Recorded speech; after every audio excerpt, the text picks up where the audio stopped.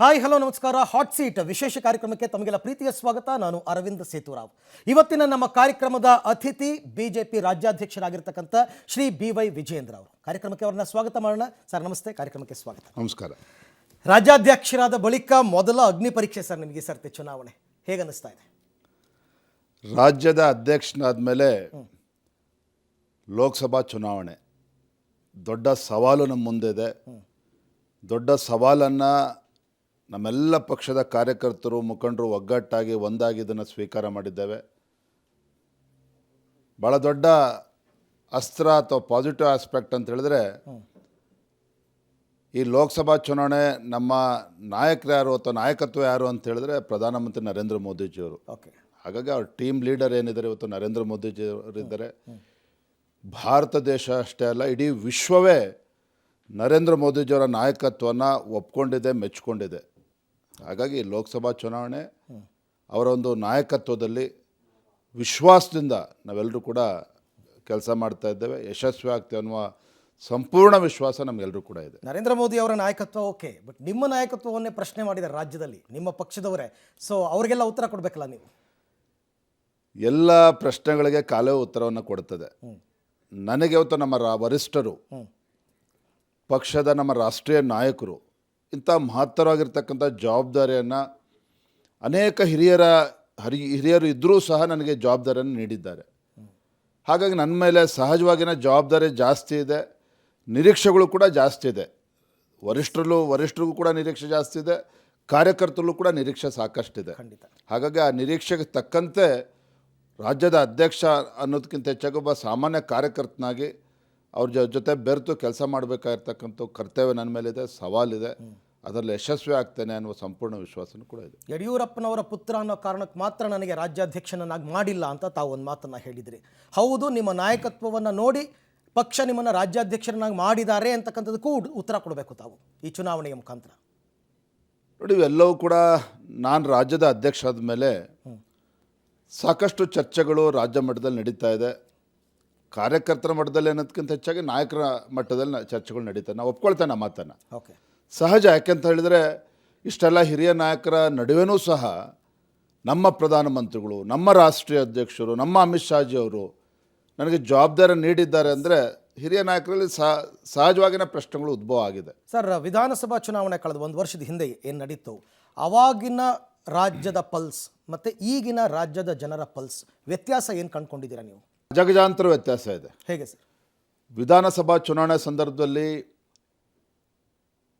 ನಮ್ಮ ತಪ್ಪುಗಳಿಂದ ಮತದಾರರಿಗಷ್ಟೇ ಬೇಸರ ಇರಲಿಲ್ಲ. ನಾನು ಪ್ರಾಮಾಣಿಕವಾಗಿ ಹೇಳ್ತೇನೆ, ನಮ್ಮ ಕಾರ್ಯಕರ್ತರಿಗೂ ಕೂಡ ಬೇಸರ ಇತ್ತು ಕಳೆದ ವಿಧಾನಸಭಾ ಚುನಾವಣೆಯಲ್ಲಿ. ಅದಕ್ಕೆ ನಾನಾ ಕಾರಣಗಳು, ಅದು ಎಲ್ಲವೂ ಕೂಡ ಬಹಿರಂಗವಾಗಿ ಚರ್ಚೆ ಮಾಡೋದಕ್ಕೆ ನಾವು ಹೋಗೋದಿಲ್ಲ. ಅದಕ್ಕೆ ನಿಜ, ಕಾರ್ಯಕರ್ತರಲ್ಲೂ ಅಸಮಾಧಾನ ಇತ್ತು, ಮತದಾರರಲ್ಲೂ ಕೂಡ ಅಸಮಾಧಾನ ಇತ್ತು. ಮತದಾರರಲ್ಲಿ ಅಸಮಾಧಾನ ಇದ್ದಾಗ ಸರಿಪಡಿಸ್ತಕ್ಕಂಥದ್ದು ಬೇರೆ, ಕಾರ್ಯಕರ್ತರಲ್ಲೇ ಅಸಮಾಧಾನ ಇದ್ದಾಗ ಅದಕ್ಕೆ ನಾನಾ ಕಾರಣಗಳು, ಅದನ್ನು ನನಗೆ ಚರ್ಚೆ ಮಾಡೋದಕ್ಕೆ ಹೋಗೋದಿಲ್ಲ. ಮತ್ತೊಂದು ಕಡೆ ಕಾಂಗ್ರೆಸ್ಸಿನ ಅವರ ಒಂದು ಕ್ಯಾಂಪೇನಿಂಗ್ ಏನಿತ್ತು, ಒಂದು ಸುಳ್ಳನ್ನು 100 ಬಾರಿ ಹೇಳಿ ಜನರನ್ನು ಮರಳು ಮಾಡ್ತಕ್ಕಂಥ, ಅದರಲ್ಲಿ ಯಶಸ್ವಿ ಆದರೂ ಒಪ್ಕೊಳ್ತೇನೆ ಅದನ್ನು. ಆದರೆ ಕಳೆದ 8-9 ತಿಂಗಳಲ್ಲಿ ನಾನು ಹೇಳ್ತೇನೆ ಅರವಿಂದ್ ಜಿ ಅವರೇ, ಇಡೀ ದೇಶದಲ್ಲಿ ಅತಿ ಕಡಿಮೆ ಅವಧಿಯಲ್ಲಿ ಒಂದು ರಾಜ್ಯ ಸರ್ಕಾರ ತನ್ನ ಜನಪ್ರಿಯತೆಯನ್ನು ಕಳೆದುಕೊಂಡಿರ್ತಕ್ಕಂಥ ರಾಜ್ಯ ಸರ್ಕಾರ ಇಡೀ ದೇಶದಲ್ಲಿ ಯಾವ್ದಾರು ಇದ್ದರೆ ಅದು ರಾಜ್ಯದಲ್ಲಿರ್ತಕ್ಕಂಥ ಕಾಂಗ್ರೆಸ್ ಸರ್ಕಾರ. ನಾನು ರಾಜ್ಯದ ಅಧ್ಯಕ್ಷನಾಗಿ ಹೇಳ್ತಾ ಇಲ್ಲ, ಸಾಮಾನ್ಯ ಜನರು ಇವತ್ತು ಮಾತನಾಡ್ತಾ ಇದ್ದಾರೆ. ಮತ್ತೊಂದು ಕಡೆ ಲೋಕಸಭಾ ಚುನಾವಣೆ ಸಂದರ್ಭದಲ್ಲಿ ನಮ್ಮ ನರೇಂದ್ರ ಮೋದಿಜಿಯವರು, ನಮ್ಮ ಪ್ರಧಾನಮಂತ್ರಿಗಳು ಕಳೆದ 10 ವರ್ಷದಲ್ಲಿ ಮಾಡಿರ್ತಕ್ಕಂಥ ಅಭಿವೃದ್ಧಿ ಕೆಲಸ ಕಾರ್ಯಗಳು, ದೇಶದ ಕಟ್ಟಕಡೆಯ ವ್ಯಕ್ತಿಗೂ ಕೂಡ ಯಾವುದೇ ಒಂದು ಬ್ರೋಕರ್ಸ್ಗಳು ಇಲ್ದೇನೆ, ಹಣ ಪೋಲಾಗ್ದೇನೆ ನೇರವಾಗಿ ಜನಸಾಮಾನ್ಯರಿಗೆ ಮುಟ್ತಾ ಇರ್ತಕ್ಕಂಥದ್ದು, ಇವೆಲ್ಲ ಆಧಾರವಾಗಿ ನಾನು ಹೇಳ್ತೇನೆ. ಇಡೀ ದೇಶದಲ್ಲಿ ಇವತ್ತು ನರೇಂದ್ರ ಮೋದಿಜಿ ಪರವಾಗಿ ಒಂದು ವಾತಾವರಣ ಇದೆ. ಕರ್ನಾಟಕ ರಾಜ್ಯದಲ್ಲೂ ಕೂಡ ಕಳೆದ ವಿಧಾನಸಭಾ ಚುನಾವಣೆ ತಾವು ಹೇಳಿದ್ರಿ, ಅದಕ್ಕಿಂತ ವಿಭಿನ್ನವಾಗಿ ನರೇಂದ್ರ ಮೋದಿಜಿಯವರು ದೇಶದ ಭವಿಷ್ಯ ದೃಷ್ಟಿಯಿಂದ ಮತ್ತೊಮ್ಮೆ ಪ್ರಧಾನಮಂತ್ರಿ ಆಗಬೇಕು ಅನ್ನುವ ಛಲ ಇವತ್ತು ರಾಜ್ಯದ ಮತದಾರರಲ್ಲೂ ಇದೆ, ಕಾರ್ಯಕರ್ತರು. ಬಟ್ ಆ ಮೋದಿ ಅವರ ಜನಪ್ರಿಯತೆಯನ್ನು ಎನ್ಕ್ಯಾಶ್ ಮಾಡಿಕೊಳ್ಳುವಲ್ಲಿ ರಾಜ್ಯ ಬಿಜೆಪಿ ಎಡುತ್ತಾ ಇದೆಯಾ ಅಂತ ಯಾಕೆ ಅಂತ ಕೇಳ್ತೇನೆ. ನೋಡಿ, ನಿಮ್ಮ ಪಕ್ಷದಲ್ಲಿ ಟಿಕೆಟ್ ಹಂಚಿಕೆ ಯಾವ ರೀತಿ ನಡೆಯುತ್ತೆ ಅಂತ ನಿಮ್ಮ ಪಕ್ಷದ ಎಲ್ಲ ಹಿರಿಯ ನಾಯಕರುಗಳಿಗೂ ಗೊತ್ತು, ಯಾವ ಥರ ಆಗುತ್ತೆ, ಯಾರು ಕೂತ್ಕೊಂಡು ತೀರ್ಮಾನ ಮಾಡ್ತಾರೆ ಅಂತ. ಬಟ್ ಎಲ್ಲ ಕೊನೆಗೆ ಬಂದು ಯಡಿಯೂರಪ್ಪನವ್ರ ಮೇಲೆ ಮುಗಿಬೀಳ್ತಾರೆ. ಹೆಂಗಿದು? ಒಪ್ಕೊಳ್ತಾನೆ ನಿಮ್ಮ ಮಾತನ್ನು. ಯಾಕೆಂತಂದರೆ ಎಲ್ಲರೂ ಕೂಡ ಗೊತ್ತಿದೆ, ರಾಜ್ಯದ 28 ಕ್ಷೇತ್ರಗಳೇ ನಾವು 25 ಕ್ಷೇತ್ರಗಳಲ್ಲಿ ಸ್ಪರ್ಧೆ ಮಾಡ್ತಾ ಇದ್ದೀವಿ. ಇನ್ನು 3 ಕ್ಷೇತ್ರಗಳು ನಮ್ಮ ಮಿತ್ರ ಪಕ್ಷ ಇರ್ತಕ್ಕಂಥ JDS ಕೊಟ್ಟಿದ್ದಾರೆ. ಎಲ್ಲ 25 ಕ್ಷೇತ್ರದಲ್ಲಿ ವಿಜೇಂದ್ರ ಒಬ್ಬರೇ ಕೂತು ತೀರ್ಮಾನ ಮಾಡೋದಕ್ಕಾಗೋದಿಲ್ಲ. ಆಗಲ್ಲ. ಯಾವ ಕಾರ್ಯಕರ್ತರು ಅದನ್ನು ಒಪ್ಪೋದಿಲ್ಲ. ಖಂಡಿತ. ನಮ್ಮದೊಂದು ರಾಷ್ಟ್ರೀಯ ಪಕ್ಷ ಇದೆ. ಮಾನ್ಯ ರಾಷ್ಟ್ರೀಯ ಅಧ್ಯಕ್ಷರು, ಮಾನ್ಯ ಪ್ರಧಾನಮಂತ್ರಿಗಳು, ಮಾನ್ಯ ಗೃಹ ಸಚಿವರು, ರಾಜ್ಯದ ಕೆಲವು ಮುಖಂಡರುಗಳು ಇವರ ಸಮ್ಮುಖದಲ್ಲಿ ಚರ್ಚೆಗಳಾಗಿ ತೀರ್ಮಾನ ಆಗಿರ್ತಕ್ಕಂಥದ್ದು. ವಿಜೇಂದ್ರ ಯಡಿಯೂರಪ್ಪರು ತೀರ್ಮಾನ ಮಾಡಿಲ್ಲ. ಅದರ ನಡುವೆನೂ ಸಹ ಏನು ಈ ರೀತಿ ಚರ್ಚೆಗಳು ಕಳೆದ 8-10 ದಿನಗಳು ಆಯಿತು, ಅದಕ್ಕೆ ಅವಕಾಶವನ್ನು ಕೊಡಬಾರ್ದಿತ್ತು. ದುರಾದೃಷ್ಟ ಆಗಿದೆ. ಆದರೆ ಎಲ್ಲವನ್ನ ಮರೆತು ಎಲ್ಲವನ್ನ ಸರಿಪಡಿಸ್ಕೊಂಡು ನಾವು ಮುನ್ನುಗ್ತಾ ಇದ್ದೇವೆ. ಒಂದು ಕಡೆ ಆಡಳಿತಾರೂಢ ಕಾಂಗ್ರೆಸ್ ಪಕ್ಷ ಅವ್ರು ಹೇಳ್ಕೊಳ್ಳೋ ಪ್ರಕಾರ ಅವ್ರು ಕೊಟ್ಟಿರ್ತಕ್ಕಂಥ ಜನಪ್ರಿಯ 5 ಗ್ಯಾರಂಟಿ ಯೋಜನೆಗಳು, ಸಿದ್ದರಾಮಯ್ಯನವ್ರ ನಾಯಕತ್ವ, DK ಶಿವಕುಮಾರ್ ನಾಯಕತ್ವ, ಈ ಥರ ಘಟಾನುಘಟಿಗಳನ್ನು ಎದುರಿಸಿ ನಿಲ್ಲಬೇಕಾದಂತಹ ಒಂದು ಸವಾಲು ನಿಮಗಿದೆ. ಅದನ್ನು ಹೇಗೆ ಎದುರಿಸ್ತೀರಾ ಅಂತಕ್ಕಂಥದ್ದು ಪ್ರಶ್ನೆ. ಒಂದು ಅರವಿಂದ್, ತಾವು ಪ್ರತಿಯೊಬ್ಬರು ಕೂಡ ಅರ್ಥ ಮಾಡ್ಕೋಬೇಕಾಗಿರ್ತಕ್ಕಂಥದ್ದು, ನರೇಂದ್ರ ಮೋದಿಜಿಯವರ ಸರಿಸಾಟಿ ಆಗ್ತಕ್ಕಂಥ ಯಾವುದೇ ಒಬ್ಬ ನಾಯಕ ಇವತ್ತು ನಮ್ಮ ವಿರೋಧಿ ಪಾಳ್ಯದಲ್ಲಿ ಇಲ್ಲ.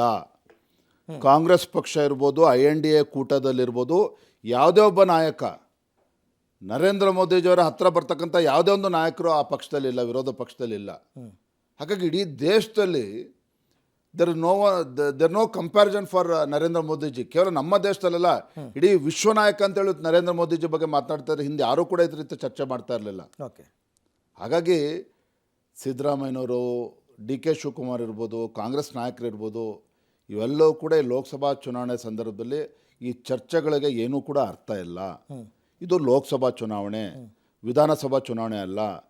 ಕಳೆದ ವಿಧಾನಸಭಾ ಚುನಾವಣೆಯಲ್ಲಿ ಯಾವ ರೀತಿ ರಾಜ್ಯದ ಮತದಾರರು ಮೋಸ ಹೋಗಿದ್ದಾರೆ ಅಂತೇಳಿ ಮತದಾರರಿಗೆ ಮನವರಿಕೆ ಆಗಿದೆ. ದೇಶನ ಮುನ್ನಡೆಸೋದಕ್ಕೆ ನರೇಂದ್ರ ಮೋದಿಯಿಂದ ಮಾತ್ರ ಸಾಧ್ಯ ಅನ್ನುವ ಒಂದು ಸತ್ಯ ಪ್ರತಿಯೊಬ್ಬರೂ ಕೂಡ ಅರ್ಥ ಆಗಿದೆ. ಇಡೀ ರಾಜ್ಯದಲ್ಲಿ ಅರ್ಥ ಆಗಿದೆ, ದೇಶದಲ್ಲೂ ಕೂಡ ಅರ್ಥ ಆಗಿದೆ. ಹಾಗಾಗಿ ರಾಜ್ಯದ ಕಾಂಗ್ರೆಸ್ ಸರ್ಕಾರ ಏನಿದೆ, ಇವರ ಆಟ ಅಥವಾ ನಾಟಕ ಈ ಬಾರಿ ಲೋಕಸಭಾ ಚುನಾವಣೆ ನಡೆಯೋಕ್ಕೆ ಸಾಧ್ಯ ಇಲ್ಲ. ಮತದಾರರು ಪ್ರಜ್ಞಾವಂತರಾಗಿದ್ದಾರೆ. 100% ಬಂಡಾಯ ಶಮನ ಆಗುತ್ತೆ ಯಾವುದೇ ಪಾರ್ಟಿನಲ್ಲಿ ಅಂತಕ್ಕಂಥದ್ದನ್ನು ನಾನು ಒಪ್ಪಲ್ಲ. ಆದರೆ ಯಡಿಯೂರಪ್ಪನವರ ಮಾತೇ ನನಗೆ ವೇದವಾಕ್ಯ, ಯಡಿಯೂರಪ್ಪನವರ ಮಾನಸ ಪುತ್ರ ಅಂತ ಇದ್ದಂತಹ ರೇಣುಕಾಚಾರ್ಯ ಅವರು ನಾನು NDA ಅಭ್ಯರ್ಥಿಗೆ ಮತ ಕೇಳ್ತೀನಿ, ನಾನು ಅಭ್ಯರ್ಥಿ ಹೆಸರು ಹೇಳಲ್ಲ ಅಂತ ಹೇಳ್ತಾರೆ. ನಮ್ಮ BJP ಅಭ್ಯರ್ಥಿ ಗೆಲ್ತಕ್ಕಂಥದ್ದು ಮುಖ್ಯ. ನಮ್ಮ ಸಿದ್ದೇಶಣ್ಣ MP ಅವರು ಏನಿದ್ದಾರೆ, ಅವರ ಶ್ರೀಮತಿಯವರು ಭಾರತೀಯ ಜನತಾ ಪಾರ್ಟಿ ಅಭ್ಯರ್ಥಿ ಆಗಿದ್ದಾರೆ. ಅವ್ರು ಗೆಲ್ಲಿಸ್ತಕ್ಕಂಥ ನಿಟ್ಟಿನಲ್ಲಿ ನಮ್ಮ ಎಲ್ಲ ಪಕ್ಷದ ಮುಖಂಡರು ರೇಣುಕಾಚಾರ್ಯ ಆದಿಯಾಗಿ ಎಲ್ಲರೂ ಕೂಡ ಶ್ರಮನ ಹಾಕ್ತಾ ಇದ್ದಾರೆ. ಖಂಡಿತ ನಾವು ಅಲ್ಲಿ ಗೆಲ್ತೀವಿ. ಇನ್ನೊಂದು ಕಡೆ ನಿಮ್ಮ ಅತ್ಯಂತ ಆತ್ಮೀಯರು ಪ್ರೀತಮ್ ಗೌಡ ಹಾಸನದಲ್ಲಿ ನೆನ್ನೆ ಕಾರ್ಯಕ್ರಮಕ್ಕೆ ಬರಲೇ ಇಲ್ಲ. ಅವರು ರೋಡ್ ಶೋಗೂ ಬರಲಿಲ್ಲ, ನಾಮಪತ್ರ ಸಲ್ಲಿಕೆ ವೇಳೆ ಬರಲಿಲ್ಲ.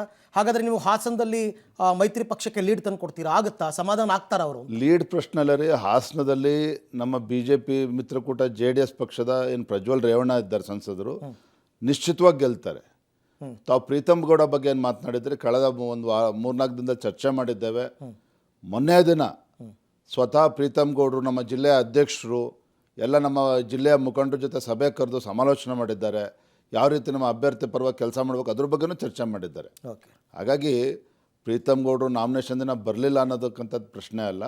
ಎಲ್ಲ ನಮ್ಮ ಕಾರ್ಯಕರ್ತರನ್ನು ಒಗ್ಗೂಡಿಸ್ತಕ್ಕಂಥ ಕೆಲಸ ಅವರು ಮಾಡ್ತಾ ಇದ್ದಾರೆ. ಮುಂದಿನ ದಿನಗಳಲ್ಲಿ ಹೋಗ್ತಾರೆ, ಅವರು ಕೂಡ ಪ್ರಚಾರ ಮಾಡ್ತಾರೆ. ಇದಕ್ಕೆ ನೀವು ಎಷ್ಟು ಮಟ್ಟಿಗೆ ಉತ್ತರ ಕೊಡ್ತಾರೆ ನನಗೆ ಗೊತ್ತಿಲ್ಲ, ಕೇಳ್ತೀನಿ. ಈಶ್ವರಪ್ಪನವ್ರ ವಿಚಾರದಲ್ಲಿ ಏನಾಯಿತು? ನಾನು ಕಳೆದ 15 ದಿನದಿಂದ ಒಂದು ಹೇಳಿಕೆಯನ್ನು ನೀಡ್ತಾ ಇದ್ದೇನೆ. ಅನೇಕ ತಪ್ಪು ಮಾಹಿತಿಗಳು ಅವ್ರಿಗೆ ತಲುಪಿದೆ ಅಂತಕ್ಕಂಥದ್ದು. ನೋಡಿ, ಮಾನ್ಯ ಈಶ್ವರಪ್ಪನವ್ರು ಹಿರಿಯರಿದ್ದಾರೆ, ಅವ್ರ ಬಗ್ಗೆ ನಾನು ಬೇರೆ ರೀತಿ ಮಾತನಾಡ್ತಕ್ಕಂಥದ್ದು ಅವಶ್ಯಕತೆಯೂ ಇಲ್ಲ, ಅದು ಸರಿನೂ ಕೂಡ ಅಲ್ಲ. ಯಾಕಂದರೆ ಈಶ್ವರಪ್ಪನವರು ಅವ್ರದ್ದೇ ಆದಂಥ ಕೊಡುಗೆ ಹೊತ್ತು ಭಾರತೀಯ ಜನತಾ ಪಾರ್ಟಿಗಿದೆ. ರಾಜ್ಯದ ಅಧ್ಯಕ್ಷರಾಗಿ, ಸಚಿವರಾಗಿ ಕೆಲಸವನ್ನು ಮಾಡಿದ್ದಾರೆ. ಅದು ಈಗ ಪ್ರಶ್ನೆ ಬಂದಿದ್ದು, ಅವರ ಪುತ್ರರನ್ನು ಹಾವೇರಿ ಲೋಕಸಭಾ ಕ್ಷೇತ್ರ ಅಭ್ಯರ್ಥಿ ಮಾಡಬೇಕು. ಹೌದು. ಅರೆ, ನಾನು ತೀರ್ಮಾನ ಮಾಡ್ತೀನಿ ಅವ್ರನ್ನ ಮಗನ ಅಭ್ಯರ್ಥಿ ಮಾಡಬೇಕು ಅನ್ನೋದ್ರ ಬಗ್ಗೆ. ನಾನೇನಾದರೂ ಅಭಿಪ್ರಾಯ ಕೊಡ್ಬೋದು ಕೇಂದ್ರದ ವರಿಷ್ಠರಿಗೆ. Ultimately the prerogative of our national leadership. Vijayendra ಅಥವಾ ಯಡಿಯೂರಪ್ಪರು ತೀರ್ಮಾನ ಮಾಡ್ತಕ್ಕಂಥದ್ದಲ್ಲ. ವಿಜೇಂದ್ರ ಇರ್ಬೋದು, ತಂದೆಯವರು ಇರ್ಬೋದು, ನಮ್ಮ ಅಭಿಪ್ರಾಯಗಳನ್ನು ಕೊಡ್ಬೋದೇ ಹೊರತು ಅಲ್ಟಿಮೇಟ್ಲಿ ನಮ್ಮ ಪಕ್ಷದ ವರಿಷ್ಠರು ತೀರ್ಮಾನ ಮಾಡ್ತಾರೆ. ಯಡಿಯೂರಪ್ಪನವರು ಪಾರ್ಲಿಮೆಂಟರಿ ಬೋರ್ಡ್ ಮೆಂಬರ್ ಇದ್ದಾರೆ, ನನ್ನ ಬಗ್ಗೆ ಅವ್ರು ಮಾತಾಡಬೇಕಾಗಿತ್ತು ಅಂತ ಈಶ್ವರಪ್ಪನವ್ರು ಹೇಳೋದು. ಯಡಿಯೂರಪ್ಪನವರು ಪಾರ್ಲಿಮೆಂಟರಿ ಬೋರ್ಡ್ ಮೆಂಬರು ನಿಜ, ಅದ್ರ ಜೊತೆಲಿ ಇನ್ನೂ ಕೂಡ 16 ಜನ ಇದ್ದಾರೆ ಅದರಲ್ಲಿ. ಮತ್ತು ನಮ್ಮ ರಾಜ್ಯದ ಅನೇಕ ಹಿರಿಯರು ಕೂಡ ಪಾರ್ಲಿಮೆಂಟರಿ ಬೋರ್ಡ್ ಸಭೆಯಲ್ಲಿ ಎಲ್ಲರೂ ಕೂಡ ಭಾಗವಹಿಸಿದ್ದಾರೆ. ಮತ್ತು ನಮ್ಮ BJP ನ್ಯಾಷನಲ್ ಪಾರ್ಟಿ ಅರವಿಂದ್, ಯಾರು ಯಾವ ಕ್ಷೇತ್ರದಲ್ಲಿ ಅಭ್ಯರ್ಥಿ ಆಗಬೇಕು ಅಂತಕ್ಕಂಥದ್ದು ದೇರ್ ಆರ್ ಡಿಫ್ರೆಂಟ್ ಪ್ಯಾರಾಮೀಟರ್ಸ್, ಮಾನದಂಡಗಳು ಇರ್ತದೆ. ಯಾರನ್ನು ಅಭ್ಯರ್ಥಿ ಮಾಡಬೇಕು ಆ ಲೆಕ್ಕಾಚಾರದ ಮೇಲೆ ಕೇಂದ್ರ ವರಿಷ್ಠರು ತೀರ್ಮಾನ ಮಾಡ್ತಾರೆ. ಅಸೆಂಬ್ಲಿ ಚುನಾವಣೆ ಬೇರೆ ಪ್ರಶ್ನೆ. ಅದೇ ಲೋಕಸಭಾ ಚುನಾವಣೆ ಇವತ್ತು ನರೇಂದ್ರ ಮೋದಿಜಿಯವರು 400ಕ್ಕೂ ಹೆಚ್ಚು ಸ್ಥಾನಗಳನ್ನು 400 ಪಾರ್ ಆ ಒಂದು ಸಂಕಲ್ಪವನ್ನು ಇಟ್ಕೊಂಡು ಹೋಗ್ತಾ ಇರ್ತಕ್ಕಂಥ ಸಂದರ್ಭದಲ್ಲಿ ಯಾವ ಕ್ಷೇತ್ರದಲ್ಲಿ ಯಾರು ಅಭ್ಯರ್ಥಿ ಆಗಬೇಕು ಅಂತಕ್ಕಂಥ ತೀರ್ಮಾನ ರಾಷ್ಟ್ರೀಯ ನಾಯಕರದ ಹೊರತು ವಿಜೇಂದ್ರದಲ್ಲ. ಓಕೆ, ಇದು ಅರ್ಥ ಮಾಡ್ಕೊಳ್ಳಿಲ್ಲ ಅಂದ್ರೆ ನಾನೇನು ಮಾಡೋಕ್ಕಾಗ್ತದೆ? ಉದ್ದೇಶಪೂರ್ವಕವಾಗಿ ನನ್ನ ಮಗನಿಗೆ ಟಿಕೆಟ್ ತಪ್ಪಿಸಿದ್ರು ಅಂತಕ್ಕಂಥ ಆರೋಪ ಸುಳ್ಳು. ಹಾಗಾದರೆ ನೋಡಿ, ಈಶ್ವರಪ್ಪನವ್ರು ಹಿರಿಯರಿದ್ದಾನೆ, ಈಗಲೂ ಕೂಡ ಹೇಳ್ತೇನೆ, ಕಾಂತೇಶ್ ಅವರಿಗೆ ಟಿಕೆಟ್ ಕೊಡಿಸೋದಾಗಲಿ ಟಿಕೆಟ್ ತಪ್ಪಿಸೋದಾಗಲಿ ಅಷ್ಟು ದೊಡ್ಡ ಮನುಷ್ಯ ನಾನಂತೂ ಕೂಡ ಅಲ್ಲ. ಓಕೆ, ನನಗೆ ರಾಷ್ಟ್ರೀಯ ನಾಯಕರು ನನ್ನ ರಾಜ್ಯದ ಅಧ್ಯಕ್ಷನಂತ ಒಂದು ಜವಾಬ್ದಾರಿಯನ್ನು ಹೊಣೆಗಾರಿಕೆಯನ್ನು ನೀಡಿದ್ದಾರೆ. ಆದರೆ ಯಾರು ಎಲ್ಲಿ ಅಭ್ಯರ್ಥಿ ಆಗಬೇಕು ಅಂತಕ್ಕಂಥದ್ದು ಕೇಂದ್ರ ವರಿಷ್ಠರು ತೀರ್ಮಾನ ಮಾಡ್ತಾರೆ ಅನ್ನೋ ವಿಚಾರ ಅವ್ರಿಗೂ ಕೂಡ ಗೊತ್ತಿದೆ, ಅವ್ರಿಗೂ ಕೂಡ ತಿಳಿದಿರ್ತಕ್ಕಂಥ ವಿಚಾರ. ಹಾಗಾಗಿ ರಾಷ್ಟ್ರೀಯ ನಾಯಕರು ಅಲ್ಲಿ ಅವಕಾಶ ಮಾಡಿಕೊಟ್ಟಿಲ್ಲ ಅಂದರೆ ಅದಕ್ಕೆ ಸಕಾರಣಗಳು ಇರ್ತದೆ. ಖಂಡಿತ ಖಂಡಿತ. ಬಟ್ ರಾಜ್ಯಾಧ್ಯಕ್ಷರು ಬದಲಾವಣೆ ಆದರೆ ನಾನು ಚುನಾವಣೆಯಲ್ಲಿ ಸ್ಪರ್ಧೆ ಮಾಡಲ್ಲ ಅಂತ ಒಂದು ಕಂಡೀಷನ್ ಹಾಕ್ತಾರೆ. ಹಾಗಾದರೆ ಏನು ವಿಜಯೇಂದ್ರ ಅವ್ರ ಮೇಲೆ ಏನು ಸಿಟ್ಟು ಈಶ್ವರಪ್ಪನವ್ರಿಗೆ? ಹಾಗಾದರೆ ನೋಡಿ ಅರವಿಂದ್, ನಾನು ರಾಜ್ಯದ ಅಧ್ಯಕ್ಷರಾಗಿ ಇನ್ನೂ 4 ತಿಂಗಳು ಕಳೆದಿದೆ ಅಷ್ಟೇ. ಪಕ್ಷದ ವರಿಷ್ಠರು ರಾಜ್ಯದ ಅಧ್ಯಕ್ಷನಾಗಿ ಘೋಷಣೆ ಮಾಡ್ತಾರೆ ಅಂದರೆ ಅದರ ಕಾಲಮಿತಿ ಏನಿರ್ತದೆ ಅಂತೇಳಿ ಅವ್ರಿಗೂ ಕೂಡ ಗೊತ್ತಿದೆ, ನನಗೂ ಗೊತ್ತಿದೆ, ನಮ್ಮ ಕಾರ್ಯಕರ್ತರು ಕೂಡ ಗೊತ್ತಿದೆ. ಇಷ್ಟು ಮಾತ್ರ ಈ ಸಂದರ್ಭದಲ್ಲಿ ಹೇಳ್ತೀನಿ.